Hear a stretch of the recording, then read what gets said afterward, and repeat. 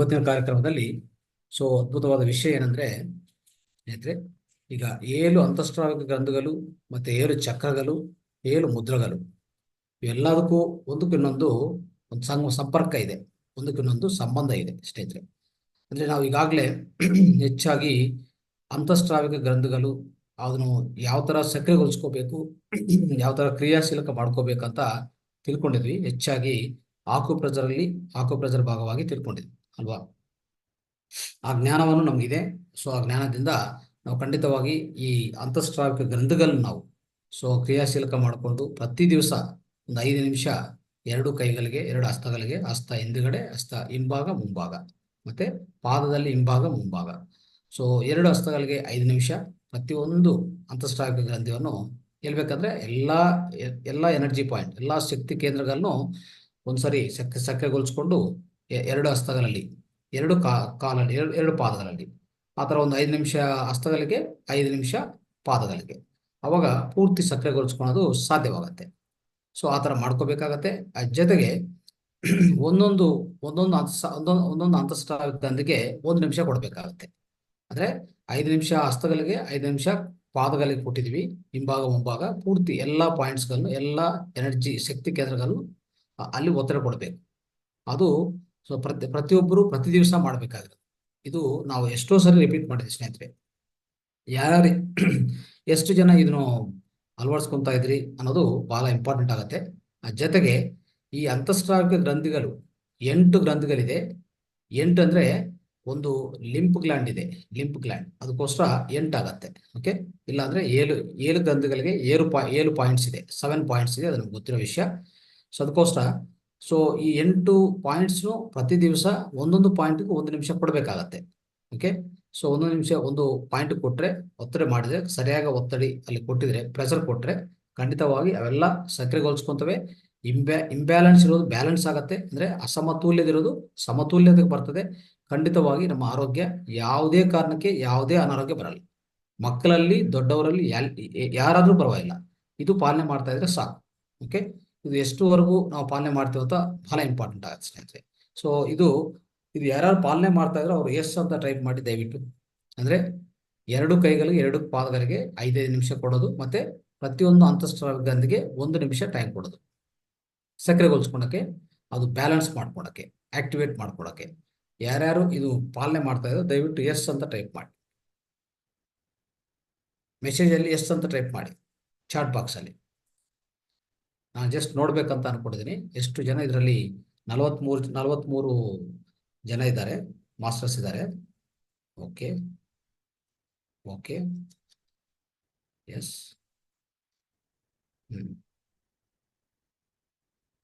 2 ಕೈಗಳು, 2 ಪಾದಗಳು 5 ನಿಮಿಷ, ಮತ್ತೆ ಈ ಅಂತಃಸ್ರಾವಿಕ ಗ್ರಂಥಿಗಳಿಗೆ ಒಂದೊಂದು ಪಾಯಿಂಟ್ಗೆ 1 ನಿಮಿಷ ಕನಿಷ್ಠ ಪಕ್ಷ. ನಿಮ್ಮ ಆರೋಗ್ಯ ನಿಮ್ಮ ಕೈಯಲ್ಲಿ, ನಮ್ಮ ಆರೋಗ್ಯ ನಮ್ಮ ಕೈಯಲ್ಲಿ, ಡಾಕ್ಟರ್ ಕೈಯಲ್ಲೆಲ್ಲ.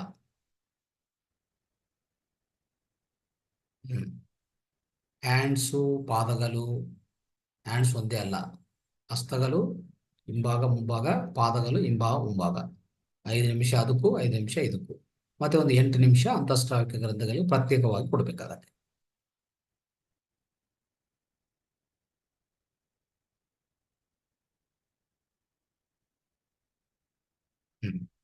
ರೈಟ್. ಓಕೆ ಓಕೆ ಸ್ನೇಹಿತರೆ, ಆದಷ್ಟು ಅಂದ್ರೆ ಬಹಳ ಮಾಸ್ಟರ್ಸ್, ಹೆಚ್ಚು ಮಾಸ್ಟರ್ಸ್ ಮಾಡ್ತಾ ಇದ್ದಾರೆ.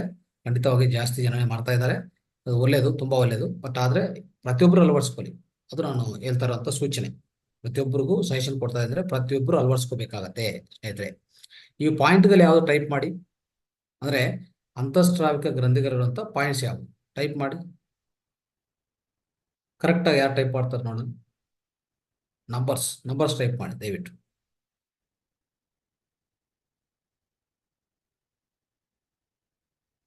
ಒಂದು ನಿಮಿಷ ಬೇಗ ಮಾಡಬೇಕು. ನಾವು ಸಬ್ಜೆಕ್ಟ್ ಒಳಗಡೆ ಹೋಗೋಣ, ವಿಷಯ ತಗೊಳ್ಳೋಣ. ಯಾರು ಟೈಪ್ ಮಾಡ್ತಾ ಇಲ್ಲ, ಬೇಗ ಮಾಡಿ.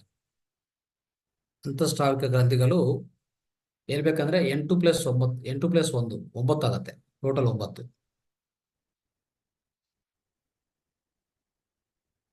ಲೈಂಗಿಕ ಗ್ರಂಥಿಗಳು 2 ಇದೆ, ಅದಕ್ಕೋಸ್ಕರ ಇದು 9 ಆಗಿದೆ.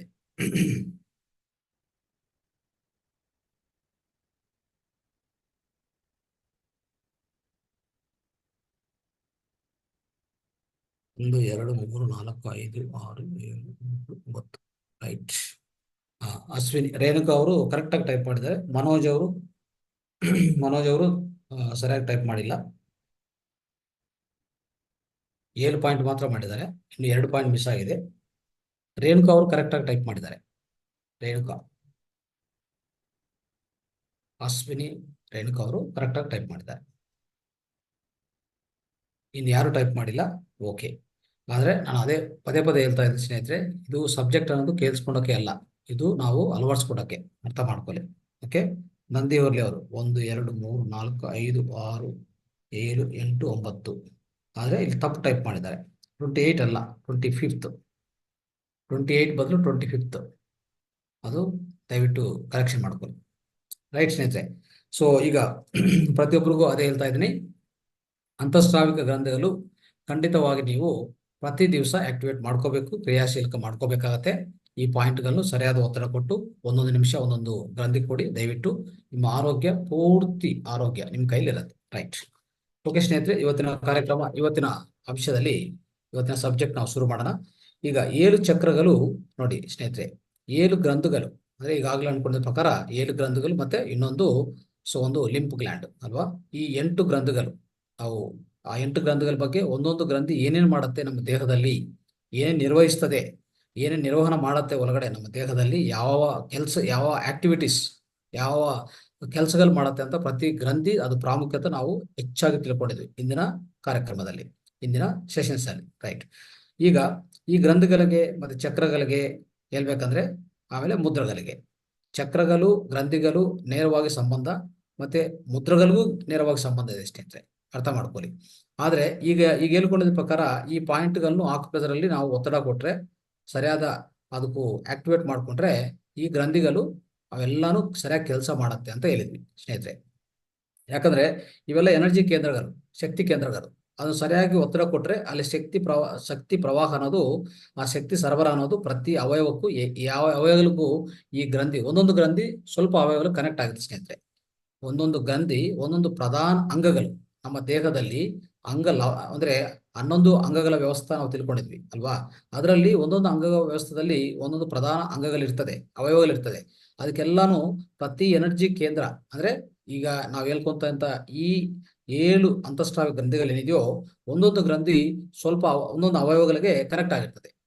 ನೋಡಿ ಈಗ ನಾವು ಅನ್ಕೊಂಡ ಪ್ರಕಾರ ಒಂದು ಅನಾಹತ ಅಂದ್ರೆ, ಅನಾಹತ ಅಲ್ಲ, ಅದು ಆ ಗ್ರಂಥಿ ಥೈಮಸ್ ಗ್ರಂಥಿ ಅಂತ ಇಟ್ಕೊಳ್ಳಿ.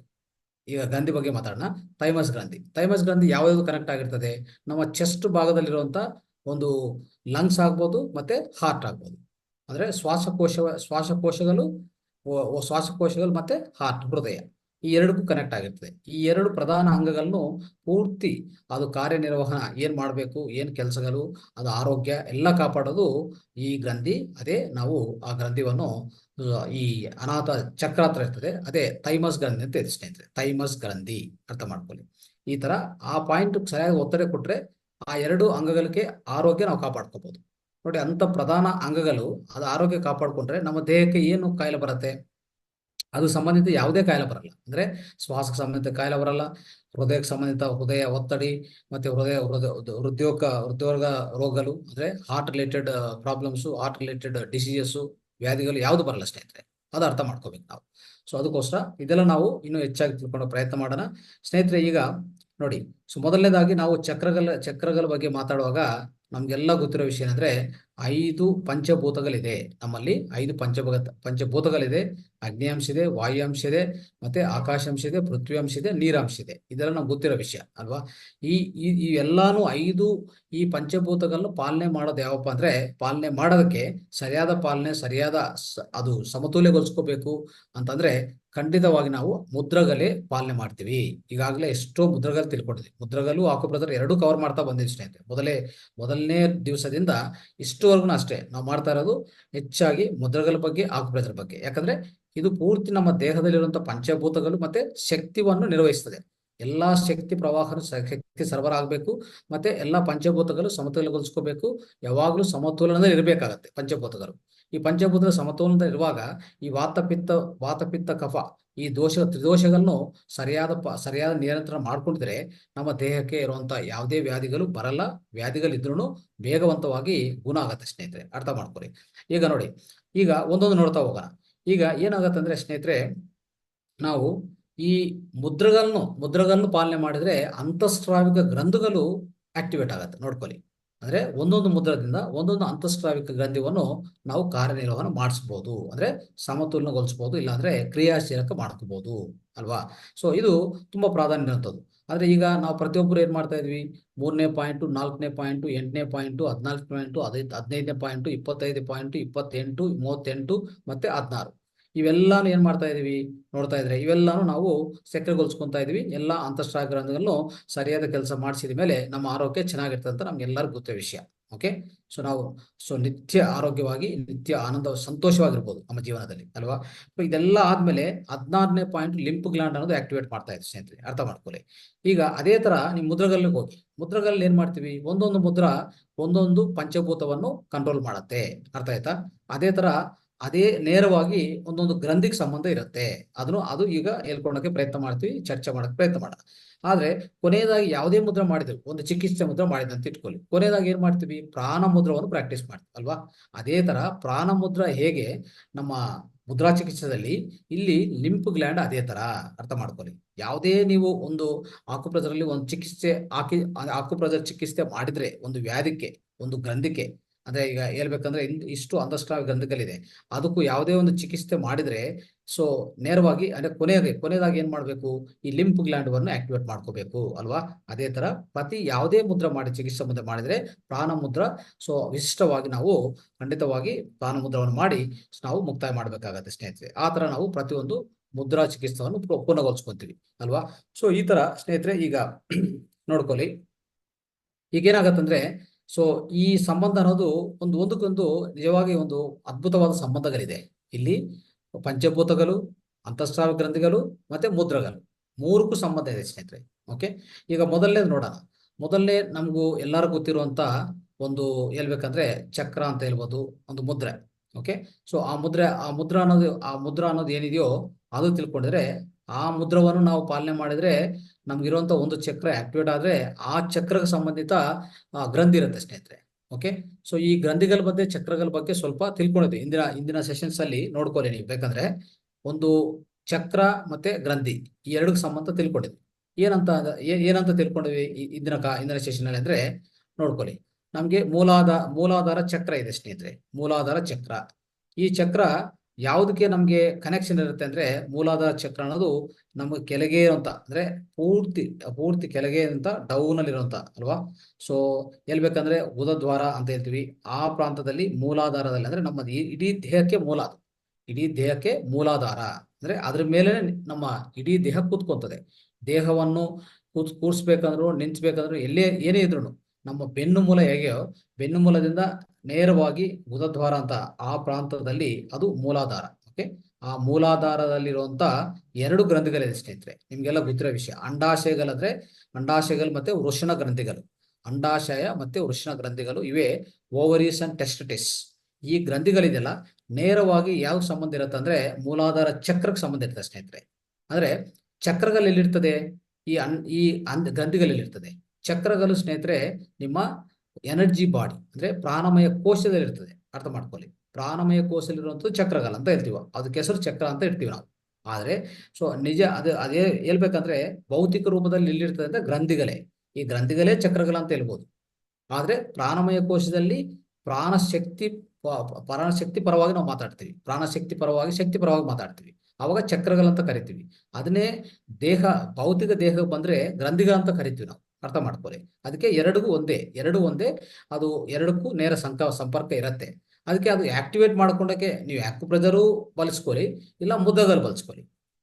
ಇಷ್ಟುವರೆಗೂ ನಾವು ಆಕ್ಯುಪ್ರೆಷರ್ ಬಗ್ಗೆ ತಿಳ್ಕೊಂಡು ಅದನ್ನು ಯಾವ ತರ ಆಕ್ಟಿವೇಟ್ ಮಾಡ್ಕೋಬೇಕು ನಮ್ಮ ದೇಹದಲ್ಲಿ ನೋಡಿದ್ವಲ್ಲ. ಈಗ ಶಕ್ತಿ ಪರವಾಗಿ ನೋಡುವಾಗ ಪ್ರಾಣಮಯ ಕೋಶದಲ್ಲಿ ಆ ಯಾವ ಚಕ್ರ ಇದೆಯೋ ಅದನ್ನ ಆಕ್ಟಿವೇಟ್ ಮಾಡ್ಕೊಂಡ್ರೆ ಆ ಗ್ರಂಥಿ ಆಕ್ಟಿವೇಟ್ ಆಗುತ್ತೆ. ಅದಕ್ಕೆ ಏನು ಮುದ್ರಾ, ಆ ಮುದ್ರಾ ತಿಳ್ಕೊಂಡ್ರೆ ಸಾಕು ಅಷ್ಟೇ. ಇವತ್ತಿನ ಕಾರ್ಯಕ್ರಮ ನೋಡೋಣ. ಈಗ ಮೊದಲನೇದಾಗಿ ಮೂಲಾಧಾರ ಚಕ್ರ ತಗೋಣ ಸ್ನೇಹಿತರೆ. ಮೂಲಾಧಾರ ಚಕ್ರ ಏನೇನು ಕಾರಣ ಆಗುತ್ತೆ? ಸಂತಾನೋತ್ಪತ್ತಿ ಕಾರಣ ಆಗುತ್ತೆ, ನಮ್ಮ ದೇಹ ನಿರ್ವಹಿಸ್ಕೊಳ್ಳೋ ಕಾರಣ ಆಗುತ್ತೆ. ಒಂದು ಯಾವುದೇ ಹಸು ಆಗಿದೆ, ಒಂದು ನಿದ್ದೆ ಬಂದಿದೆ ಅಲ್ವಾ? ಸೊ ದೇಹಕ್ಕೆ ಏನೇನು ಬೇಕು? ನಿದ್ದೆ ಬೇಕು, ಹಸು ಬೇಕು, ಊಟ ಬೇಕು ಅಲ್ವಾ? ಹಸು ಆದ್ರೆ ಊಟ ಬೇಕು, ಸರಿಯಾದ ನಿದ್ದೆ ಬೇಕಾಗತ್ತೆ, ಸರಿಯಾದ ಆವಾಸ ಬೇಕಾಗತ್ತೆ, ಮಲ್ಕೊಂಡಕ್ಕೆ ಒಂದು ಜಾಗ ಬೇಕಾಗತ್ತೆ. ಇಂಥದ್ದೆಲ್ಲ ದೇಹಕ್ಕೆ ಏನೇನು ಸಂಬಂಧ ಇರುತ್ತೆ ಸ್ನೇಹಿತರೆ, ಇದು ಹೇಳ್ಬೇಕಂದ್ರೆ ನೇರವಾಗಿ ಈ ಮೂಲಾಧಾರ ಚಕ್ರಕ್ಕೆ ಪೃಥ್ವಿಗೆ ಸಂಬಂಧ ಸ್ನೇಹಿತರೆ. ಅಂದ್ರೆ ಅರ್ತ್ ಎಲಿಮೆಂಟ್ಗೆ ಸಂಬಂಧ ಅಂತ ಹೇಳ್ಬೋದು. ಅದಕ್ಕೆ ನೋಡಿ, ಈ ಮೂಲಾಧಾರ ಚಕ್ರ ಸರಿಯಾಗಿ ಆಕ್ಟಿವೇಟ್ ಮಾಡ್ಕೋಬೇಕಂದ್ರೆ ಒಂದು ಈಗಾಗಲೇ ತಿಳ್ಕೊಂಡಿದ್ದ ಪ್ರಕಾರ ಒಂದು ಅಂತಸ್ರಾವ ಗ್ರಂಥಿನ ಆಕ್ಟಿವೇಟ್ ಮಾಡ್ಕೊಳ್ಳಿ ಆಕ್ಯುಪ್ರೆಷರ್. ಇಲ್ಲಾಂದ್ರೆ ಒಂದು ಚಕ್ರ ಒಂದು ಮುದ್ರನ್ನು ಪ್ರಾಕ್ಟೀಸ್ ಮಾಡಿ ಸಾಕು ಅಷ್ಟೇ. ಅವಾಗ ಎರಡಲ್ಲಿ ಯಾವ್ದು ಮಾಡಿದ್ರು ಚೆನ್ನಾಗಿ ನೀವು ಆಕ್ಟಿವೇಟ್ ಮಾಡ್ಕೋಬಹುದು. ಇನ್ನೊಂದೇನಂದ್ರೆ, ಈ ಪೃಥ್ವಿ ಚಕ್ರ ಸರಿಯಾಗಿ ಕೆಲಸ ಈ ಪೃಥ್ವಿ ತತ್ವ ಇಲ್ಲಾಂದ್ರೆ ಹೇಳ್ಬೇಕಂದ್ರೆ ಈ ಮೂಲಾಧಾರ ಚಕ್ರವನ್ನು ನಾವು ಸರಿಯಾಗಿ ಸಕ್ರಿಯಗೊಳಿಸ್ಕೋಬೇಕಂದ್ರೆ ಏನ್ ಮಾಡ್ಬೇಕಂದ್ರೆ, ನಾವು ನೇರವಾಗಿ ಅರ್ಥ ಸಂಬಂಧ ಅಂದ್ರೆ ಬೇರ್ ಫುಟ್ ಅಲ್ಲಿ ನಡಿಬೇಕಾಗತ್ತೆ ಸ್ನೇಹಿತರೆ. ಬೇರ್ ಫುಟ್ ಅಲ್ಲಿ ನಡೀತಾ ಇದ್ರೆ ಈ ಮಣ್ಣು ಮತ್ತೆ ಇಸ್ಕ ಅಂದ್ರೆ ಮಣ್ಣು ಸ್ಯಾಂಡು ಇದೆಲ್ಲಾನು ನಾವೇನ್ ಮಾಡ್ತೀವಿ, ಅಲ್ಲೆಲ್ಲ ಓಡಾಡೋದು. ಸೊ ಅದ್ ಜೊತೆಗೆ ಸ್ವಲ್ಪ ಕೆಲಸ ಮಾಡೋದು, ಒಂದು ಗಾರ್ಡನಿಂಗ್ ಕೆಲಸ ಮಾಡೋದು, ಇಂಥದೆಲ್ಲ ಮಾಡ್ತಾ ಇರ್ಬೇಕು. ಮಾಡ್ತಾ ಇದ್ರೆ ನೇರವಾಗಿ ನಾವು ಈ ಅರ್ತ್ ಎಲಿಮೆಂಟ್ ಪೃಥ್ವಿ ತತ್ವಕ್ಕೆ, ಪೃಥ್ವಿ ಭೂಮಿ ಜೊತೆಗೆ ಕೆಲಸ ಮಾಡುವಾಗ ಅದಕ್ಕೆ ಸಂಬಂಧ ಇರುತ್ತೆ. ಈ ಚಕ್ರ ಸರಿಯಾದ ಸಕ್ರಿಯಗೊಳಿಸ್ಕೊಂತೀವಿ ಅಂದ್ರೆ ಈ ಪರ್ಟಿಕ್ಯುಲರ್ ಚಕ್ರ ಏನಿದೆಯೋ ಮೂಲಾಧಾರ ಚಕ್ರ ಸಕ್ರಿಯಗೊಳಿಸ್ಕೊಂತೀವಿ. ಆಮೇಲೆ ಈ ಹೇಳ್ಬೇಕಂದ್ರೆ ಆ ಗ್ರಂಥಿನು ಅಷ್ಟೇ, ಅಂಡಾಶಯಗಳು ಮತ್ತೆ ವೃಷಣ ಗ್ರಂಥಿಗಳು ಸರಿಯಾಗಿ ಸಕ್ರಿಯಗೊಳಿಸ್ಕೊಳ್ಳೋದು ಈಜಿ ಆಗುತ್ತೆ ಸ್ನೇಹಿತರೆ. ಯಾವಾಗ ಅಂಡಾಶಯಗಳು ಮತ್ತೆ ವೃಷಣ ಗ್ರಂಥಿಗಳು ಸರಿಯಾಗಿ ಕೆಲಸ ಮಾಡುತ್ತೋ ಅವಾಗ ಎಷ್ಟೋ ರೋಗಗಳನ್ನ ಗುಣಪಡಿಸ್ಕೋಬಹುದು ಸ್ನೇಹಿತರೆ. ನೋಡಿ, ಈ ಓವರಿಸ್ ಪ್ರಾಬ್ಲಮ್ ಬರ್ತಾ ಇರ್ತದೆ ಮಹಿಳೆಯಲ್ಲಿ. ನೋಡಿ ಎಷ್ಟು ಈ ಅಂಡಾಶಯಗಳು, ಗರ್ಭಕೋಶಗಳು, ಇದೆಲ್ಲ ಪ್ರಾಬ್ಲಮ್ ಬರ್ತಾ ಇರ್ತದೆ ಅಲ್ವಾ? ಇದೆಲ್ಲ ನಾವು ನಿಜವಾಗಿ ಗುಣಪಡಿಸ್ಕೋಬೇಕಂದ್ರೆ ಈ ಎರಡು ನಾವು ಪಾಲನೆ ಮಾಡ್ಬೇಕು. ಒಂದು ಮೂಲಾಧಾರ ಚಕ್ರನು ಆಕ್ಟಿವೇಟ್ ಮಾಡ್ಕೊಳ್ಳಿ. ಅದು ಪೃಥ್ವಿಗೆ ಸಂಬಂಧ. ಅಂದ್ರೆ ಏನ್ ಮುದ್ರಾ ಪ್ರಾಕ್ಟೀಸ್ ಮಾಡ್ಬೇಕು ಅವಾಗ? ಸೊ ಪೃಥ್ವಿ ಮುದ್ರಾ ಸ್ನೇಹಿತರೆ, ಪೃಥ್ವಿ ಮುದ್ರಾ. ಇಲ್ಲಾಂದ್ರೆ ನಾವು ತಿಳ್ಕೊಂಡಿದ ಪ್ರಕಾರ ಅಂತಸ್ರಾವಿಕ ಗ್ರಂಥಿಗಳಲ್ಲಿ ಖಂಡಿತವಾಗಿ ನಾವು ಅಂತಸ್ರಾವಿಕ ಗ್ರಂಥಿಗಳು ಅಂಡಾಶಯ ಮತ್ತೆ ವೃಷಣ ಗ್ರಂಥಿಗಳು ಅದೇ 14-15 ಅನ್ನೋದು ಅಂತಸ್ರಾವಿಕ ಗ್ರಂಥಿಗಳು. ಅದು ಅಂಡಾಶಯಗಳು, ವೃಷಣ ಗ್ರಂಥಿಗಳು. ಅದನ್ನೇ ಆಕ್ಟಿವೇಟ್ ಮಾಡ್ಕೋಬೇಕು ಆಕ್ಯುಪ್ರೆಷರ್ ಭಾಗವಾಗಿ. ಅದೇ ಮುದ್ರಾ ಭಾಗವಾಗಿ ಏನ್ ಮಾಡ್ಬೇಕಂದ್ರೆ ನೋಡಿ, ಒಂದು ಪೃಥ್ವಿ ಮುದ್ರಾ ಪ್ರಾಕ್ಟೀಸ್ ಮಾಡೋಣ ಸ್ನೇಹಿತರೆ. ಪೃಥ್ವಿ ಮುದ್ರಾ ಹೇಗೆ ಪ್ರಾಕ್ಟೀಸ್ ಮಾಡಬೇಕು? ಆರಾಮಾಗಿ ಕೂತ್ಕೋಬೇಕು ಕುರ್ಚಿಯಲ್ಲಿ. ಓಕೆ, ಯಾವುದೇ ಚೈರಲ್ಲಿ ಕೂತ್ಕೊಳ್ಳಿ, ಸೋಫಾಲಿ ಕೂತ್ಕೊಳ್ಳಿ. ಸೊ ನಾವು ಒಂದು 4-5 ದೀರ್ಘವಾದ ಉಸಿರಾಟ ತಗೋಬೇಕಾಗತ್ತೆ. ಸೊ ಆದ್ರೆ ಈ ಮುದ್ರಗಳೆಲ್ಲಾನು ಸ್ನೇಹಿತರೆ, ಈ ಗ್ರಂಥಿಗಳು ನೋಡಿದ್ವಿ, ಮುದ್ರಗಳು. ಸೊ ವಿಶೇಷವಾಗಿ ಏನಂದ್ರೆ, ಸೊ ನೀವು ಪ್ರಾಣಾಯಾಮ ಮಾಡ್ಬೋದು. ಯಾವುದೇ ಒಂದು ನೋಡಿ, ಈ ಅನುಲೋಮ ವಿಲೋಮ ಅಂದ್ರೆ ನಿಧಾನವಾಗಿ ತಗೊಂಡು, ಅಂದ್ರೆ ಎಡ ಮೂಗಿಂದ ತಗೊಂಡು ಬಲ ಮೂಗಿಂದ ಬಿಡೋದು, ಇಲ್ಲ ಬಲ ಮೂಗಿಂದ ತಗೊಂಡು ಎಡ ಮೂಗಿ ಬಿಡೋದು. ಸೊ ಈ ತರ ಮಾಡ್ಕೊಂತ ಕಣ್ಣು ಮುಚ್ಕೊಂಡೆ ಈ ಮುದ್ರಣ ಪ್ರಾಕ್ಟೀಸ್ ಮಾಡ್ಬೋದು. ಈಗ ಸಮಯ ಇದ್ರೆ, ಸಮಯ ಇಲ್ಲ ಅಂದ್ರೆ ಹಾಗೆ ಬೇರೆ ಕೆಲಸ ಮಾಡ್ತಾವಾಗ ಬೇರೆ ಏನೋ ನೋಡುವಾಗನು ಈ ಮುದ್ರೆನು ಪ್ರಾಕ್ಟೀಸ್ ಮಾಡ್ಕೋಬಹುದು, ಅಳವಡಿಸ್ಕೋಬಹುದು. ಇಲ್ಲ ಪ್ರಯಾಣ ಮಾಡ್ತಾ ಇದ್ರೆ ಮಾಡ್ಕೋಬಹುದು. ಆದ್ರೆ ಆದಷ್ಟು ಹೆಚ್ಚು ಫಲಿತಗಳು ಕೊಡೋದು ಸಮಯ ಏನಪ್ಪ ಅಂದ್ರೆ, ನೀವು ಕೂತ್ಕೊಂಡು ಆರಾಮ ಒಂದ್ ಕಡೆ ಕೂತ್ಕೊಂಡು, ಸೊ ಪ್ರಾಣಾಯಾಮಲ್ಲಿ ಇಲ್ಲಾಂದ್ರೆ ನೀವು ಹೇಳ್ಬೇಕಂದ್ರೆ ಪ್ರಾಣಾಯಾಮ ಇಲ್ಲಾಂದ್ರೆ ಧ್ಯಾನ, ಈ ಎರಡರಲ್ಲಿ ಯಾವುದೋ ಅಂದ್ರೆ ತೊಡಗಿಸ್ಕೊಂಡು ಈ ಮುದ್ರಾ ಹಾಕೊಂಡು ಕೂತ್ಕೊಂಡ್ರೆ ಈ ಹೇಳ್ಬೇಕಂದ್ರೆ ಮೂಲಾಧಾರ ಚಕ್ರ ಸ್ನೇಹಿತರೆ, ಮೂಲಾಧಾರ ಚಕ್ರ ಅದೇ ತರ ಅಂಡಾಶಯ ಮತ್ತೆ ವೃಷಣ ಗ್ರಂಥಿಗಳು ನಾವು ಪೂರ್ತಿ ಸಕ್ರಿಯಗೊಳಿಸ್ಕೊಂತೀವಿ, ಕ್ರಿಯಾಶೀಲಕ ಮಾಡ್ತೀವಿ. ಅವಾಗ ಅದು ಸಂಬಂಧಿತ ಯಾವುದೇ ಅನಾರೋಗ್ಯ ನಮಗೆ ಬರಲ್ಲ ಸ್ನೇಹಿತರೆ. ನೋಡಿ, ಮುದ್ರಾ ಯಾವ ತರ ಪ್ರಾಕ್ಟೀಸ್ ಮಾಡೋದು? ಪೃಥ್ವಿ ಮುದ್ರಾ. ಇದು ಪೃಥ್ವಿ ಮುದ್ರಾ, ಅರ್ಥ ಆಯ್ತಾ? ಪೃಥ್ವಿ ಅಂದ್ರೆ ಇದು ನಮ್ಮ ಧರಣಿ ಇಲ್ಲಾಂದ್ರೆ ಭೂಮಿ. ಸೊ ಇದು ಅರ್ತ್ ಎಲಿಮೆಂಟ್. ಈಗ ನಿಮ್ಗೆ ಗೊತ್ತಿದೆ, ಪಂಚಭೂತದಲ್ಲಿ ಇದು ಪೃಥ್ವಿ ಅಲ್ವಾ, ಇದು ಅರ್ತ್ ಭೂಮಿ. ಸೊ ಇದನ್ನು ನಿಧಾನವಾಗಿ ನಮ್ಮ ಹೆಬ್ಬೆರಳು ಎರಡು ಟಚ್ ಮಾಡ್ಕೊಂಡು ಈಗ ಇಟ್ಕೊಂಡು ಈ ತರ ಇಟ್ಕೊಂಡು ನಾವು ತೊಡೆ ಮೇಲೆ ಇಟ್ಕೊಂಡು ಪ್ರಾಕ್ಟೀಸ್ ಮಾಡ್ಬೇಕು. ಒಂದು 10 ನಿಮಿಷ ಸ್ನೇಹಿತರೆ, ಪ್ರತಿಯೊಂದು ದಿವಸ 10 ನಿಮಿಷ ಕಂಪಲ್ಸರಿ ಪ್ರಾಕ್ಟೀಸ್ ಮಾಡಿ. ಯಾವುದು? ಈ ಪೃಥ್ವಿ ಮುದ್ರಾ. ಅವಾಗ ಮೂಲಾಧಾರ ಚಕ್ರ ಮತ್ತೆ ಈ ಅಂಡಾಶಯಗಳು ಮತ್ತೆ ವೃಷಣ ಗ್ರಂಥಿಗಳು ಪೂರ್ತಿ ಕ್ರಿಯಾಶೀಲಕ ಆಗತ್ತೆ, ನಿಮ್ಮ ಆರೋಗ್ಯ ಸುಧಾರವಾಗುತ್ತೆ ಸ್ನೇಹಿತರೆ. ಇದು ಅರ್ಥ ಮಾಡ್ಕೊಳ್ಳಿ. ಎರಡನೇ ಚಕ್ರ ಮತ್ತೆ ಎರಡನೇ ಗ್ರಂಥಿ ಮತ್ತೆ ಎರಡನೇ ಮುದ್ರಾ, ಇದು ನೋಡಕ್ಕೆ ಪ್ರಯತ್ನ ಮಾಡೋಣ ಸ್ನೇಹಿತರೆ. ಸ್ವಾದಿಷ್ಠಾನ ಅಂದ್ರೆ, ಸೊ ಪ್ರಧಾನವಾಗಿ ಏನಂದ್ರೆ ನಾವು ನೋಡ್ಬೇಕಾಗಿರೋದು ನಮ್ಮ ದೇಹದಲ್ಲಿ ಈ ಸ್ವಾದಿಷ್ಠಾನ ಚಕ್ರ ಮತ್ತೆ ಹೇಳ್ಬೇಕಂದ್ರೆ ಮೂತ್ರ ಜನಾಂಗದ ಗ್ರಂಥಿ.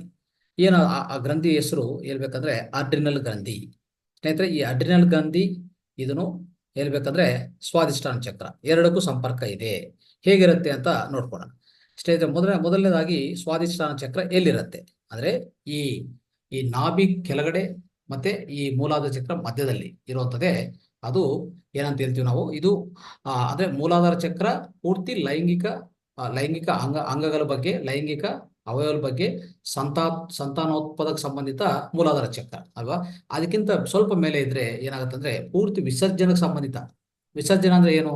ದೊಡ್ಡ ಕರ್ಲು, ಹೇಳ್ಬೇಕಂದ್ರೆ ದೊಡ್ಡ ಕರ್ಲು, ಇನ್ನೊಂದು ಒಂದು ಕಡೆ ಕಿಡ್ನೀಸ್ ಅಂದ್ರೆ ಮೂತ್ರಾಶಯ, ಮೂತ್ರ ಪಿಂಡಗಳು ಮತ್ತೆ ಮೂತ್ರಾಶಯ. ಅಲ್ಲಿ ಯೂರಿನ್ ಬ್ಲಾಡರ್ ಇರುತ್ತೆ, ಕೋಲನ್ ಇರುತ್ತೆ, ಲಾರ್ಜ್ ಇಂಟೆಸ್ಟೈನ್ ಇದೆ, ದೊಡ್ಡ ಕರ್ಲು ಇರ್ತದೆ. ಆ ಜೊತೆಗೆ ಮೂತ್ರಕೋಶನ ಇರ್ತದೆ. ಮೂತ್ರಕೋಶ, ಮೂತ್ರಪಿಂಡಗಳು ಮತ್ತೆ ದೊಡ್ಡ ಕರ್ಲು, ಕೋಲನ್ನು, ಇದೆಲ್ಲ ಪ್ರಾಂತವನ್ನು ಸರಿಯಾದ ನಿರ್ವಹಣೆ ಮಾಡೋದು ಯಾವ್ದಪ್ಪ ಅಂದ್ರೆ ಈ ಸ್ವಾದಿಷ್ಠಾನ ಚಕ್ರ. ಅಂದ್ರೆ ಪ್ರಾಣಮಯ ಕೋಶ ನೋಡಿದ್ರೆ ಸ್ವಾದಿಷ್ಠಾನ ಚಕ್ರ. ನಮ್ಮ ದೇಹದಲ್ಲಿ ನೋಡಕ್ ಹೋದ್ರೆ ಮೂತ್ರ ಜನಾಂಗದ ಗ್ರಂಥಿಗಳು. ಮೂತ್ರ ಜನಾಂಗದ ಗ್ರಂಥಿ ಯಾವ್ದದು? ಅಡ್ರಿನಲ್ ಗ್ರಂಥಿ.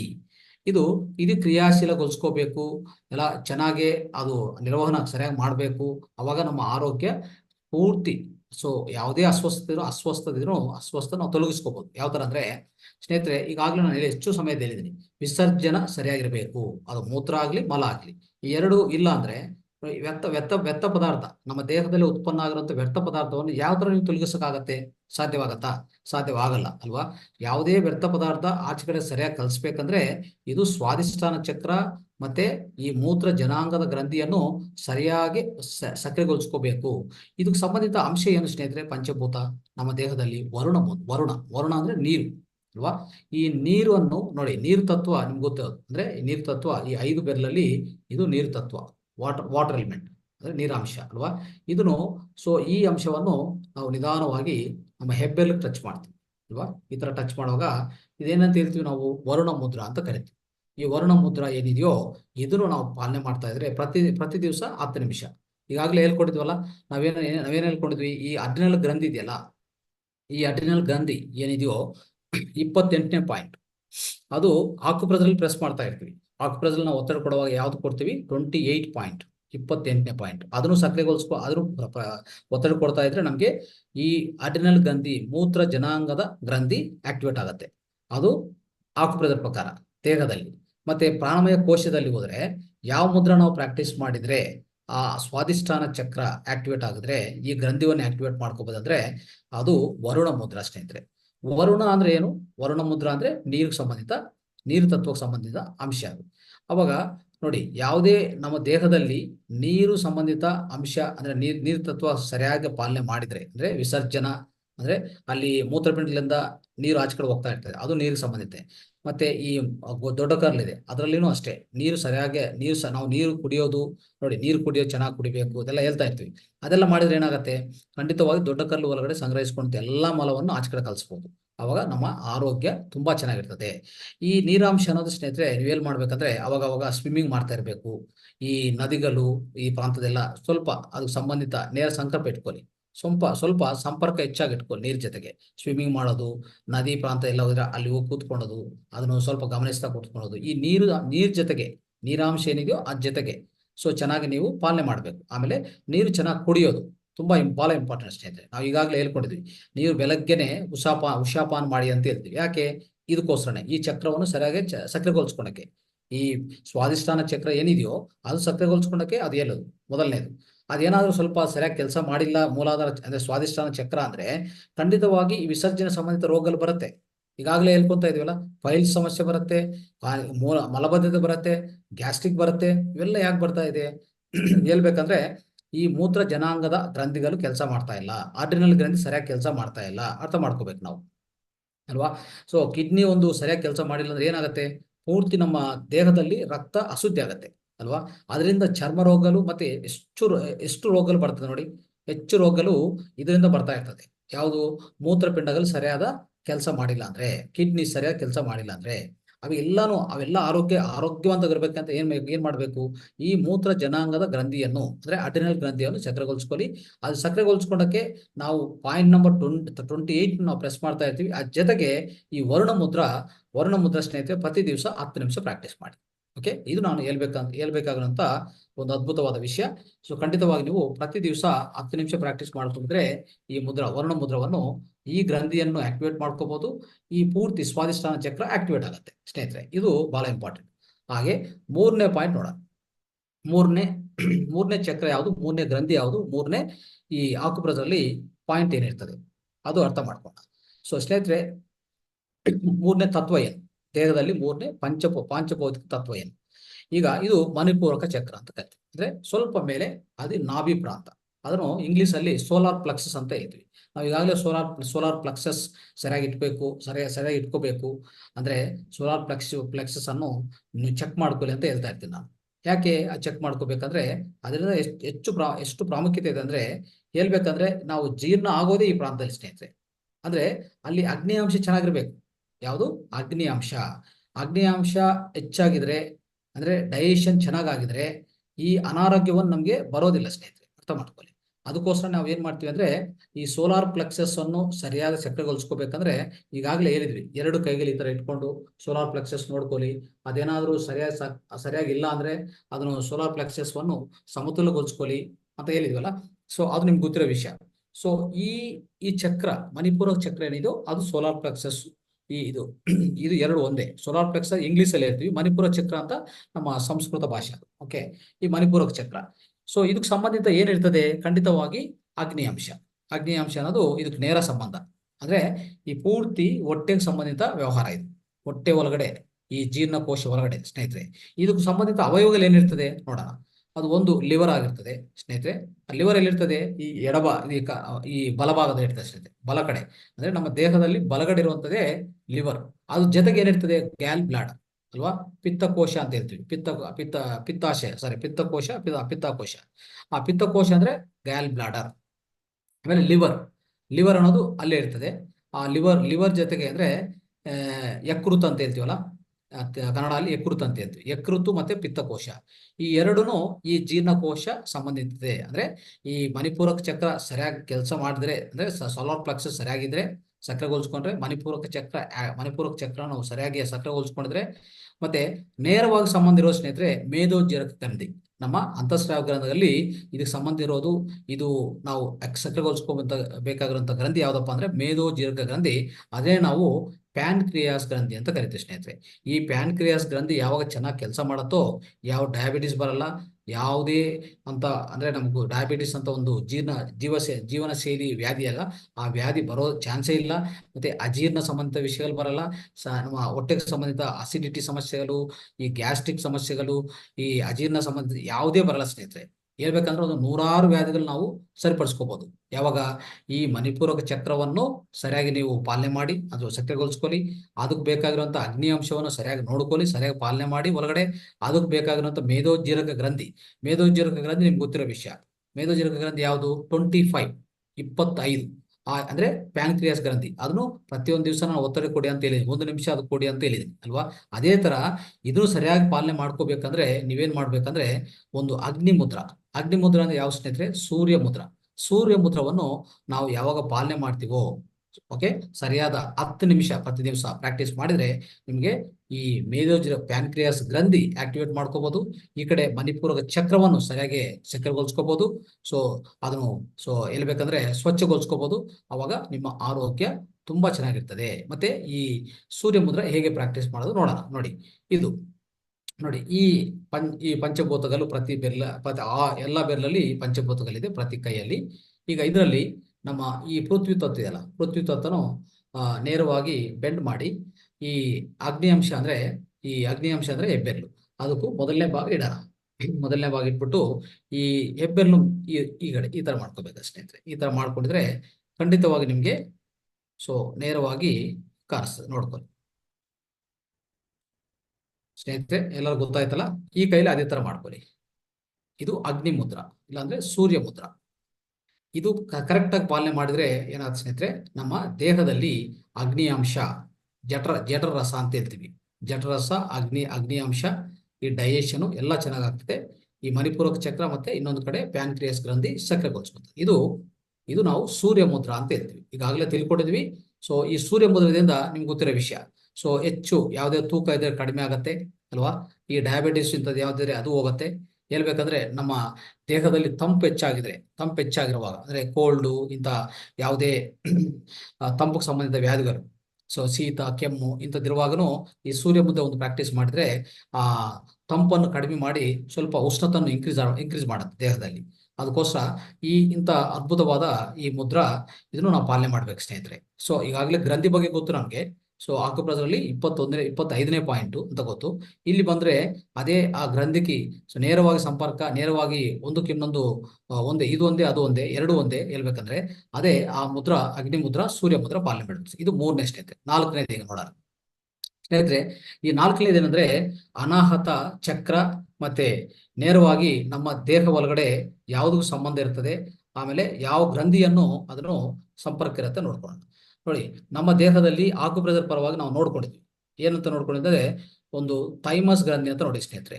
ಥೈಮಸ್ ಗ್ರಂಥಿ ಅದು ಯಾವ್ದ್ಯಾವ್ದಕ್ಕೂ ಯಾವ ಅವಯವಗಳನ್ನ ಅದು ಕಂಟ್ರೋಲ್ ಮಾಡುತ್ತೆ ಅಂತ ನೋಡೋಣ.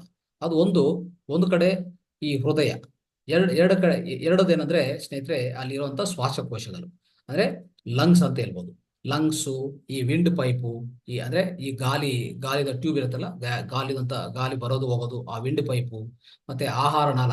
ಸೊ ಹೇಳ್ಬೇಕಂದ್ರೆ ಒಂದು ಟ್ಯೂಬ್ ಇರುತ್ತೆ, ಆಹಾರಕ್ಕೆ ಸಂಬಂಧಿತ ಒಂದು ನಾಳ ಇರುತ್ತೆ ಅಲ್ವಾ, ಆಹಾರ ನಾಳ, ಈ ಶ್ವಾಸಕ್ಕೆ ಸಂಬಂಧ ನಾಳ.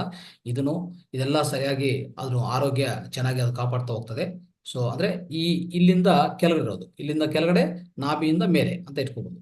ಇಲ್ಲಿಂದ ಕೆಳಗಡೆ ಮತ್ತೆ ಅಂದ್ರೆ ಇಲ್ಲಿ ಅಂದ್ರೆ ನಮ್ಮ ಈ ಗಂಟ್ಲ ಭಾಗದಿಂದ ಕೆಳಗಡೆ, ನಾಭಿಯಿಂದ ಮೇಲೆ ಇರುವಂತ ಆ ಅಂಗಗಳನ್ನು ಸರಿಯಾದ ಅಲ್ಲಿ ಕೆಲಸ ಮಾಡೋದು ಯಾವ್ದಪ್ಪ ಅಂದ್ರೆ ಈ ಥೈಮಸ್ ಗ್ರಂಥಿ ಅಂತ ಸ್ನೇಹಿತರೆ.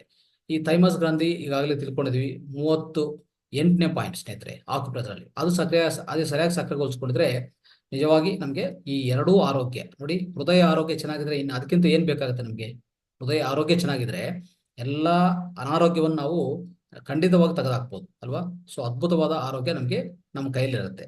ಸೊ ಈ ತರ ನೋಡ್ಕೊಂಡ್ರೆ ಸ್ನೇಹಿತರೆ, ಇಲ್ಲಿ ಇರುವಂತ ಒಂದು ಅಂಶ ಏನಪ್ಪಾ ಅಂತಂದ್ರೆ ನೋಡಿ, ಈ ಅನಾಹತ ಅನ್ನೋದು ಹೇಳ್ಬೇಕಂದ್ರೆ ಅದು ಪ್ರೀತಿಗೆ ಸಂಕೇತ.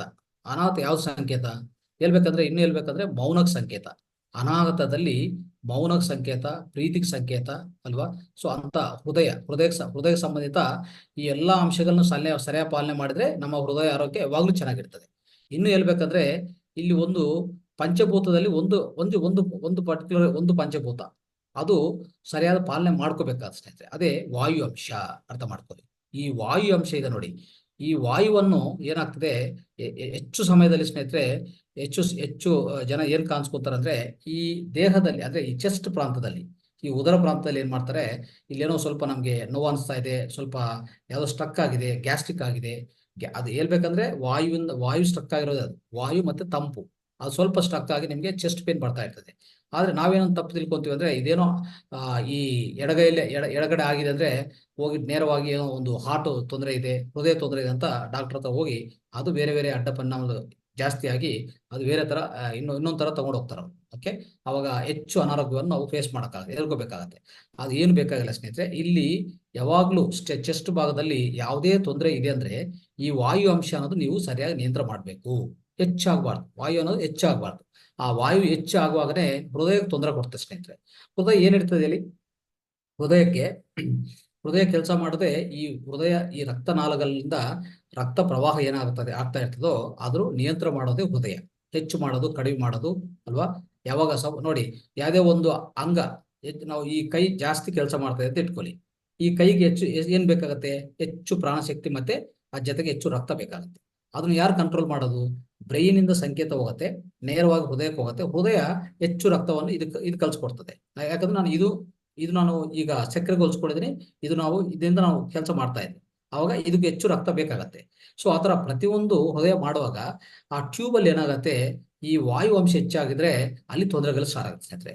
ವಾಯು ಅಂಶ ಯಾವಾಗ ಹೆಚ್ಚಾಗುತ್ತೆ ಅದಕ್ಕೆ ಈ ನೇರವಾಗಿ ಅನಾಹತ ಚಕ್ರ ಅಂದ್ರೆ ಈ ವಾಯು ಸಂಕೇತ ಸ್ನೇಹಿತರೆ. ಅರ್ಥ ಮಾಡ್ಕೊಳ್ಳಿ, ಈ ವಾಯು ಸಂಕೇತ ಈ ಅನಾಹತ ಚಕ್ರ. ಇದನ್ನು ಸರಿಯಾಗಿ ನಾವು ಪಾಲನೆ ಮಾಡಿದ್ರೆ ಹೃದಯ ಮತ್ತೆ ಶ್ವಾಸಕೋಶಗಳ ಎರಡೂ ಆರೋಗ್ಯವನ್ನು ಚೆನ್ನಾಗಿ ಕಾಪಾಡ್ಕೋಬಹುದು. ಅವಾಗ ಯಾವುದೇ ಅನಾರೋಗ್ಯ ಅದು ಸಂಬಂಧಿತ ಬರಲ್ಲ. ಅದಕ್ಕೋಸ್ಕರ ಈ ಅನಾಹತ ಚಕ್ರವನ್ನು ನಾವು ಸಕ್ರಿಯಗೊಳಿಸ್ಕೋಬೇಕು. ಅವಾಗ ನೇರವಾಗಿ ಇದು ಥೈಮಸ್ ಗ್ರಂಥಿಯನ್ನು ನಾವು ಸಕ್ರಿಯಗೊಳಿಸ್ಕೊಂತೀವಿ ಸ್ನೇಹಿತರೆ. ಥೈಮಸ್ ಗ್ರಂಥಿಯನ್ನು ಆಕ್ಟಿವೇಟ್ ಮಾಡುತ್ತೆ ಆಟೋಮೆಟಿಕ್ ಆಗಿ. ಓಕೆ, ಅದು ಸೊ ನೇರವಾಗಿ ಅನಾಹತ ಚಕ್ರವನ್ನು ಸಕ್ರಿಯಗೊಳಿಸ್ಕೊಂತೀವಿ. ಒಂದು ಮುದ್ರ ಪಾಲನೆ ಮಾಡಿ ಆ ಮುದ್ರದಿಂದ ಈ ಕಡೆ ಈ ಥೈಮಸ್ ಗ್ರಂಥಿಯನ್ನು ಸಕ್ರಿಯಗೊಳಿಸ್ಕೊತೀವಿ. ಆ ಮುದ್ರ ಯಾವ್ದಪ್ಪ ಅಂದ್ರೆ ವಾಯು ಮುದ್ರ ಸ್ನೇಹಿತರೆ. ವಾಯು ಮುದ್ರ ನಿಮ್ಗೆ ಗೊತ್ತಿರೋ ವಿಷಯ. ವಾಯುಮುದ್ರೆ ಹೇಗೆ ಪ್ರಾಕ್ಟೀಸ್ ಮಾಡೋದು ನೋಡ್ಕೊಳ್ಳಿ. ಈಗ ಯಾವುದೇ ವಾಯುಮುದ್ರ ಪ್ರಾಕ್ಟೀಸ್ ಮಾಡ್ಬೇಕಂದ್ರೆ ಇದು ವಾಯು ಅಲ್ವಾ. ಈ ಪಂಚಭೂತದಲ್ಲಿ ವಾಯು ಅಂದ್ರೆ ಈ ತೋರ್ಬೆರಳು, ನಿಧಾನವಾಗಿ ಈ ಹೆಬ್ಬೆರಳು ಮೊದಲಿನಾಗ ಟಚ್ ಮಾಡ್ಕೊಳ್ಳಿ. ಟಚ್ ಮಾಡಿಕೊಂಡು ಹೆಬ್ಬೆರಳು ಇದ್ರ ಹಿಂದ್ಗಡೆ ಇಟ್ಬಿಡಿ. ಇದು ವಾಯುಮುದ್ರ ಸ್ನೇಹಿತರೆ. ಈ ವಾಯುಮುದ್ರ ಮಾಡಿದ್ರೆ ಥೈಮಸ್ ಗ್ರಂಥಿಯನ್ನು ಆಕ್ಟಿವೇಟ್ ಮಾಡ್ಕೋಬಹುದು. ಇದು ನೇರವಾಗಿ ಸಂಬಂಧ ಇದೆ, ಸಂಪರ್ಕ ಇದೆ. ಅರ್ಥ ಮಾಡ್ಕೊಂಡು ದಯವಿಟ್ಟು ಇದು ಪಾಲನೆ ಮಾಡಿ. 10 ನಿಮಿಷ ಮಾಡಿ, ದಿನಕ್ಕೊಂದು 10 ನಿಮಿಷ. ಅದೇ ಆಕ್ಯುಪ್ರೆಷರಲ್ಲಿ ಯಾವುದು ಪಾಯಿಂಟ್ ನಂಬರ್ 28, ಸಾರಿ ಪಾಯಿಂಟ್ ನಂಬರ್ ಇದು ಥೈಮಸ್ ಗ್ರಂಥಿ 38 ಅಲ್ಲಿ ಆಕ್ಯುಪ್ರೆಷರಲ್ಲಿ. ಇಲ್ಲಿ ಮಾತ್ರ ಈ ವಾಯುಮುದ್ರ ಮುದ್ರದಲ್ಲಿ ಯಾವುದಕ್ಕೆ? ಸೊ ನೇರವಾಗಿ ನಮ್ಮ ಅನಾಹತ ಚಕ್ರವನ್ನು ಮತ್ತೆ ನಮ್ಮ ಒಳಗಡೆ ಇರುವಂತಹ ವಾಯು ಅಂಶವನ್ನು ಸರಿಯಾಗಿ ನಿಯಂತ್ರಣ ಮಾಡಿದ್ರೆ ನಮ್ಮ ಎಲ್ಲ ಹೃದಯ ಮತ್ತೆ ಶ್ವಾಸಕೋಶಗಳ ಆರೋಗ್ಯ ಚೆನ್ನಾಗಿ ಕಾಪಾಡ್ಕೋಬಹುದು. ಇದು ದಯವಿಟ್ಟು ಅರ್ಥ ಮಾಡ್ಕೊಳ್ಳಿ. ಆಮೇಲೆ ಸ್ವಲ್ಪ ಮೇಲೆ ಹೋದ್ರೆ ಸ್ನೇಹಿತರೆ, ಅಲ್ಲಿರೋದು ಈ ಗಂಟ್ಲ ಪ್ರಾಂತ ಅಂದ್ರೆ ಥ್ರೋಟ್ ಚಕ್ರ, ವಿಶುದ್ಧ ಚಕ್ರ ಅಂತ ಇರ್ತೀವಿ ನಾವು. ಅಂದ್ರೆ ಈ ಧ್ವನಿಗೆ ಸಂಬಂಧಿತ ಈ ಎಲ್ಲಾ ಅಂಗಗಳು ಇಲ್ಲಿರ್ತದೆ ಸ್ನೇಹಿತರೆ. ಇದು ಧ್ವನಿಗೆ ಸಂಬಂಧಿತ ಅಂಗಗಳು ಹೇಳ್ಬೇಕಂದ್ರೆ. ಓಕೆ, ಅವಾಗ ಆಧ್ಯಾತ್ಮಿಕ ಪರವಾಗಿ ನೋಡಿದ್ರೆ ಈ ಅನಾಥ ಚಕ್ರದಲ್ಲಿರುವಾಗ ನಾವು ಪೂರ್ತಿ ಮೌನವಾಗಿರ್ತೀವಿ ಅಲ್ವಾ, ಮೌನವಾಗಿರ್ತೀವಿ. ಆದ್ರೆ ಮಾತುದಲ್ಲಿನೂ ಸ್ವಲ್ಪ ಮಾತುಗಳೇ ಬರ್ತಾ ಇರ್ತದೆ ಬಾಯಿಂದ, ಯಾವುದು ಈ ಅನಾಥ ಚಕ್ರ ಸಕ್ರಿಯಗೊಳಿಸ್ಕೊಂಡ್ರೆ. ಆದ್ರೆ ಇಲ್ಲಿಗೆ ಹೋಗುವಾಗ ಏನಾಗತ್ತಂದ್ರೆ ಏನ್ ಮಾತಾಡ್ತೀವೋ ಅದು ಸತ್ಯವಾಗಿ ಮಾತಾಡ್ತೀವಿ. ಓಕೆ, ಪೂರ್ತಿ ವಿಶುದ್ಧ ಅಂದ್ರೆ ವಿಶುದ್ಧ ಚಕ್ರ ಅಂದ್ರೆ ಏನು? ಪೂರ್ತಿ ವಿಶೇಷ ಸುದ್ದಿ ಆಗಿರ್ತದೆ ಈ ಚಕ್ರ ಸ್ನೇಹಿತರೆ. ಅದು ಥ್ರೋಟ್ ಚಕ್ರ.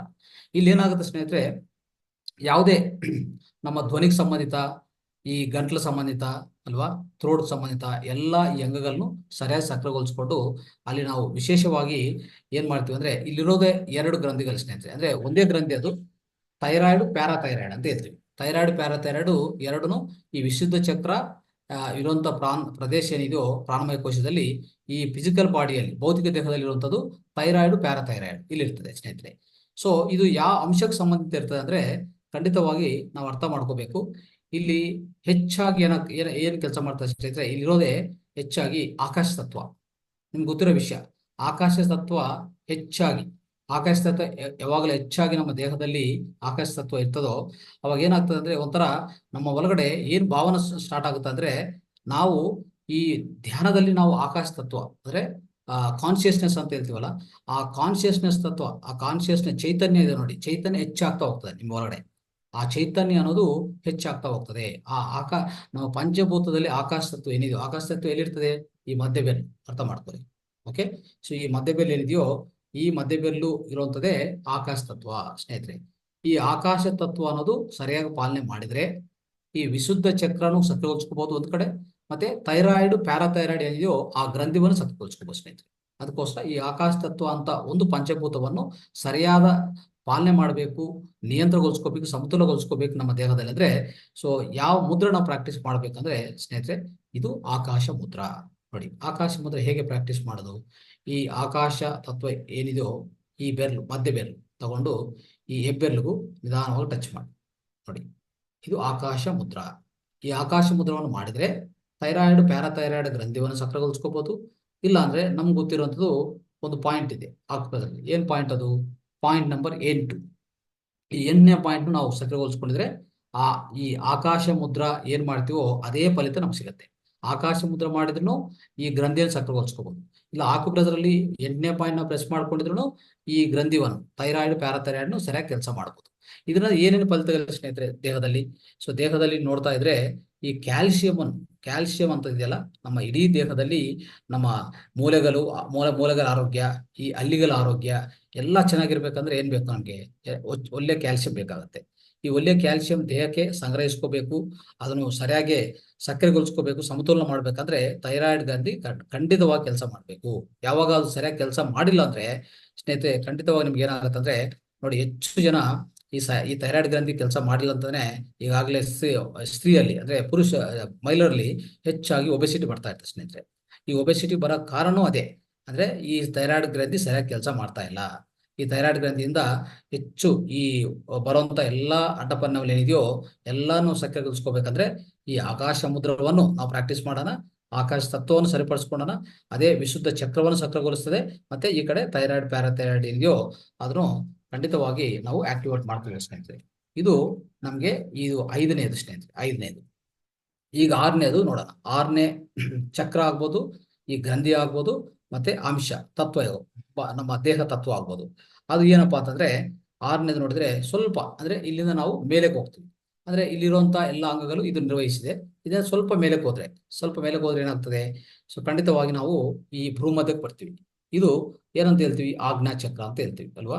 ಸೊ ಇಲ್ಲಿರುವಂತ ತತ್ವ ಏನು ಅದು ನೋಡ್ಕೋಬೇಕು ಸ್ನೇಹಿತರೆ. ಅದು ಖಂಡಿತವಾಗಿ ನಮ್ಗೆ ಅಲ್ಲಿರುವಂತ ಆ ಪರ್ಟಿಕ್ಯುಲರ್ ನಾನು ಅದನ್ನ ಸಕ್ರಿಯಗೊಳಿಸ್ಕೋಬೇಕು. ಅಂದ್ರೆ ಸಕ್ರಿಯಗೊಳಿಸ್ಕೋಬೇಕಂದ್ರೆ ಏನ್ ಮಾಡ್ಬೇಕು? ಯಾವ ಗ್ರಂಥಿ ಅಲ್ಲಿ ಕೆಲಸ ಮಾಡ್ತಾ ಇದೆ ಅದು ನೋಡ್ಬೇಕು ನಾವು. ಯಾವ ಗ್ರಂಥಿ ಕೆಲಸ ಮಾಡ್ತಾ ಇರ್ತದೆ ನಮ್ಗೆಲ್ಲ ಗೊತ್ತಿರುವಂತ ವಿಷಯ. ಈಗ ಇಲ್ಲಿರುವಂತದ್ದು ಥೈರಾಯ್ಡ್ ಪ್ಯಾರಾಥೈರಾಯ್ಡ್ ಆದ್ರೆ ಇಲ್ಲಿಗೆ ಹೋಗಿರೋದು pineal gland. Okay, pineal gland ಅಂತ ಇರುತ್ತೆ. ಈ ಪೀನಿಯಲ್ ಗ್ಲ್ಯಾಂಡ್ ನಮ್ಗೆಲ್ಲ ಗೊತ್ತು. ಪೀನಿಯಲ್ ಗ್ಲ್ಯಾಂಡ್ ನಾವು ಸಕ್ರಿಯಗೊಳಿಸ್ಕೋಬೇಕಂದ್ರೆ 4ನೇ ಪಾಯಿಂಟ್ ಪ್ರೆಸ್ ಮಾಡ್ತೀವಿ ಆಕ್ಯುಪ್ರೆಷರ್. 4ನೇ ಪಾಯಿಂಟ್ ಪ್ರೆಸ್ ಮಾಡಿದ್ರೆ ಪೀನಿಯಲ್ ಗ್ಲ್ಯಾಂಡ್ ಆಕ್ಟಿವೇಟ್ ಆಗುತ್ತೆ. ಈ ಪೀನಿಯಲ್ ಗ್ಲ್ಯಾಂಡ್ ಯಾವಾಗ ಆಕ್ಟಿವೇಟ್ ಆಗುತ್ತೋ ಖಂಡಿತವಾಗಿ ನಮ್ಮ ದೇಹದಲ್ಲಿ ಪ್ರತಿಯೊಂದು ನೋಡಿ ಮೆಲೋಟೋನಿನ್ ಅಂತ ಒಂದು, ನಾವು ಯಾವಾಗ ನಿದ್ದೆ ಮಾಡುವಾಗ ಮೆಲೋಟೋನಿನ್ ಉತ್ಪನ್ನ ಆಗಬೇಕು.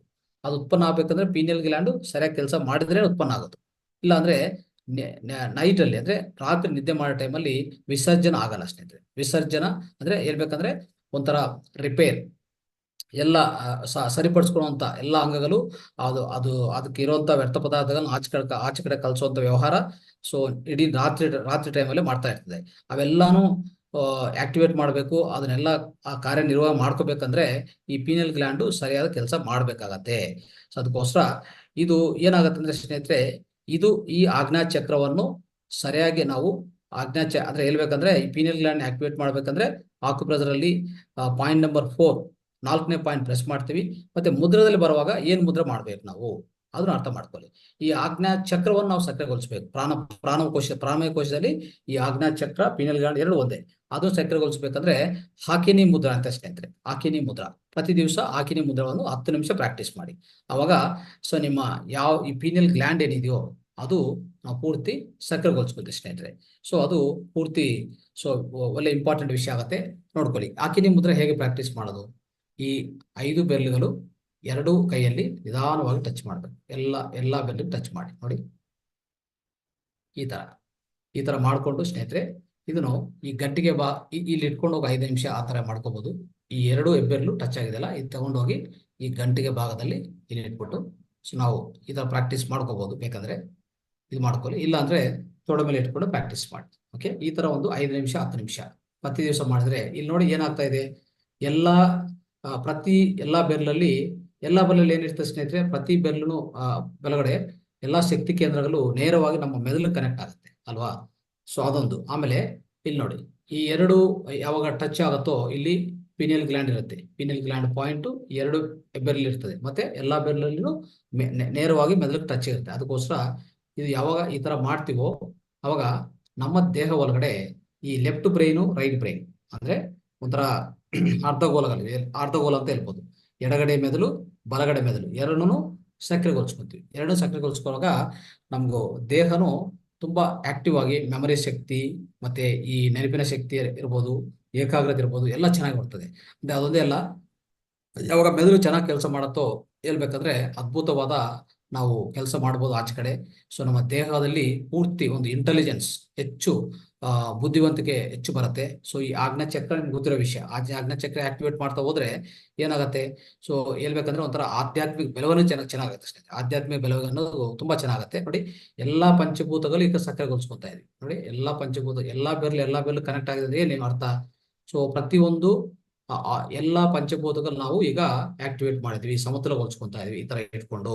ಅದಕ್ಕೆ ನಮ್ಮ ಎಲ್ಲಾ ಬೆರಳಿಗೆ ಈ ತರ ಕನೆಕ್ಟ್ ಆಗುವಾಗ ನೇರವಾಗಿ ಶಕ್ತಿ ನಮ್ಮ ಹೊರಗಡೆ ಪ್ರವಾಹ ಮಾಡ್ತಾ ಇರ್ತದೆ, ಸರಬರಾಜು ಆಗ್ತಾ ಇರ್ತದೆ. ಸೊ ಪ್ರತಿ ಪಂಚಭೂತವನ್ನು ನಾವು ಸಕ್ರಿಯಗೊಳಿಸ್ಕೊಂತೀವಿ ಇದರಲ್ಲಿ. ಅದಕ್ಕೋಸ್ಕರ ಇದು ಅದ್ಭುತವಾದ ಮುದ್ರ.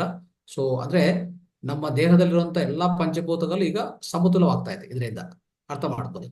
ಇಲ್ಲಾಂದ್ರೆ ಯಾವುದೋ ಒಂದು ಮುದ್ರ ಈ ತರ ಮಾಡಿದ್ರು, ಇಲ್ಲಾಂದ್ರೆ ಈ ತರ ಮಾಡಿದ್ರೆ ಒಂದು ಪಂಚಭೂತ ಮಾತ್ರ ನಾವು ಸಕ್ರಿಯಗೊಳಿಸ್ತೀವಿ. ಇಲ್ಲಿ ಎಲ್ಲಾ ಪಂಚಭೂತಗಳು ಸಕ್ರಿಯಗೊಳಿಸ್ತೀವಿ ಈ ತರ ಮಾಡ್ಕೊಳ್ಳೋವಾಗ. ಇದು ನೇರವಾಗಿ ನಮ್ಮ ಆಜ್ಞಾ ಚಕ್ರ ಸ್ನೇಹಿತರೆ. ಆಜ್ಞಾ ಚಕ್ರ ಅಂತ ಹೇಳ್ಬೋದು. ಆಮೇಲೆ ಆಜ್ಞಾ ಚಕ್ರವನ್ನು ಸಕ್ರಿಯಗೊಳಿಸ್ತದೆ. ಈ ಕಡೆ ಪೀನಿಯಲ್ ಗ್ಲ್ಯಾಂಡ್ ಆಕ್ಟಿವೇಟ್ ಮಾಡುತ್ತೆ ಸ್ನೇಹಿತರೆ. ಇದು ಬಹಳ ಇಂಪಾರ್ಟೆಂಟ್. ದಯವಿಟ್ಟು ಇದು ಪಾಲನೆ ಮಾಡಿ. ಇದು 10 ನಿಮಿಷ ಮಾಡಿ ಸ್ನೇಹಿತರೆ. 7ನೇದು ಕೊನೆಯದು ಇವತ್ತಿನ ಕಾರ್ಯಕ್ರಮದಲ್ಲಿ ಅದು ಏನಂತಂದ್ರೆ ಕ್ರೌನ್ ಚಕ್ರ ಅಂದ್ರೆ ಕಿರೀಟ ಚಕ್ರ. ಅಂದ್ರೆ ಇದು ಯಾವುದಕ್ಕೆ ಸಂಬಂಧಿತ ನಾವು ಮಾತಾಡ್ತಾ ಇದ್ದೀವಿ ಅಂದ್ರೆ ನಮ್ಮ ದೇಹದಲ್ಲಿ ಆಕ್ಯುಪ್ರೆಷರ್ ಈಗಾಗಲೇ ತಿಳ್ಕೊಂಡ ಪಿಟ್ಯೂಟರಿ ಗ್ಲ್ಯಾಂಡು, ಪಿಟ್ಯೂಟರಿ ಗ್ರಂಥಿ ಸ್ನೇಹಿತರೆ. ಈ ಪಿಟ್ಯೂಟರಿ ಗ್ರಂಥಿ ಏನ್ ಕೆಲಸ ಮಾಡುತ್ತೆ? ಇದು ಮಾಸ್ಟರ್ ಗ್ಲ್ಯಾಂಡ್. ಹೇಳ್ಬೇಕಂದ್ರೆ ಎಲ್ಲಾ ಗ್ರಂಥಿಗಳಿಗೂ ಇದು ಒಂದು ಎಲ್ಲಾ ಗ್ರಂಥಿಗಳು ಕೆಲಸ ಮಾಡ್ತಾ ಇದೆ ನಮ್ಮ ದೇಹದಲ್ಲಿ. ಯಾವ ಗ್ರಂಥಿಗಳು? ಈ 6 ಗ್ರಂಥಿಗಳು ನಾವು ಹೇಳ್ಕೊಳ್ಳುವಂತ 6 ಗ್ರಂಥಿಗಳು, 6 ರಂಧ್ರಸ್ರಾವ ಗ್ರಂಥಿಗಳು ಅವೆಲ್ಲಾನು ಪಾಲನೆ ಮಾಡೋದು, ನಿಯಂತ್ರಣ ಮಾಡೋದು, ಸಲಹೆ ಕೊಡೋದು, ಅವಾಗೆಲ್ಲ ಸಮಾಚಾರ ಕಲಿಸೋದು ಯಾವ್ದಪ್ಪ ಅಂದ್ರೆ ಪಿಟ್ಯೂಟರಿ ಗ್ಲ್ಯಾಂಡ್. ಇದು ಅದಕ್ಕೆ ಮಾಸ್ಟರ್ ಗ್ಲ್ಯಾಂಡ್ ಅಂತ ಕಲಿತೀವಿ ನಾವು. ಓಕೆ, ಇದು ಈ ಗ್ಲ್ಯಾಂಡ್ ಅನ್ನು ಸರಿಯಾಗಿ ಸಕ್ರಿಯಗೊಳಿಸ್ಕೋಬೇಕು ಅಂತಂದ್ರೆ ನಾವೇನ್ ಮಾಡ್ತೀವಿ ಅಂದ್ರೆ 3ನೇ ಪಾಯಿಂಟ್ ಹೆಬ್ಬೆರಳಲ್ಲಿ ಇರುವಂತ 3ನೇ ಪಾಯಿಂಟ್ ಸೊ ನಾವು ಒತ್ತಡ ಕೊಡ್ತಾ ಹೋದ್ರೆ ಪ್ರತಿ ದಿವಸ ಆ 3ನೇ ಪಾಯಿಂಟ್ ಒತ್ತಡ ಕೊಡುವಾಗ ಪಿಟ್ಯೂಟರಿ ಗ್ಲ್ಯಾಂಡ್ ಆಕ್ಟಿವೇಟ್ ಆಗುತ್ತೆ ಸ್ನೇಹಿತರೆ.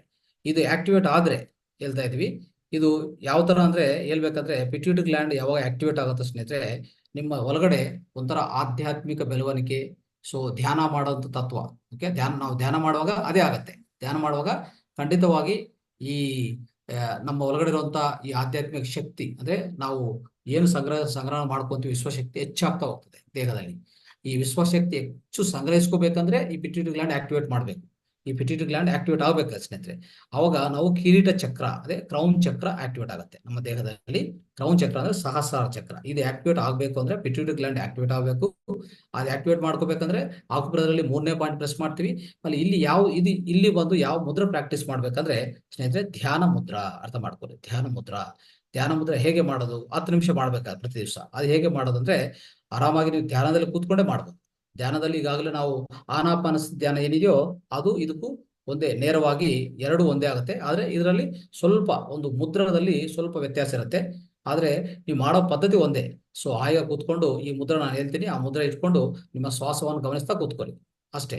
ಆತರ ಮಾಡ್ಕೊಂತ ಹೋದ್ರೆ ನಿಮ್ಮ ಒಳಗಡೆ ಪೂರ್ತಿ ಒಂಥರ ಎಲ್ಲಾ ಯೋಚನೆಗಳನ್ನ ಖಾಲಿಯಾಗಿ, ಓಕೆ, ಪೂರ್ತಿ ಯೋಚನೆಗಳೆಲ್ಲ ಒಟ್ಟೋಗಿ ಸೊ ನೇರವಾಗಿ ನಿಮ್ಗೆ ವಿಶ್ವಕ್ಕೆ ಪೂರ್ತಿ ಕನೆಕ್ಟ್ ಆಗ್ತೀರಿ. ವಿಶ್ವಕ್ಕೆ ಪೂರ್ತಿ ಕನೆಕ್ಟ್ ಆಗುವಾಗ ಆ ವಿಶ್ವಶಕ್ತಿ ನೇರವಾಗಿ ಸೊ ಹೇಳ್ಬೇಕಂದ್ರೆ ಹೆಚ್ಚು ವಿಶ್ವಶಕ್ತಿ ನಮ್ಮ ಒಳಗಡೆ ಬರ್ತಾ ಇರ್ತದೆ ಸ್ನೇಹಿತರೆ.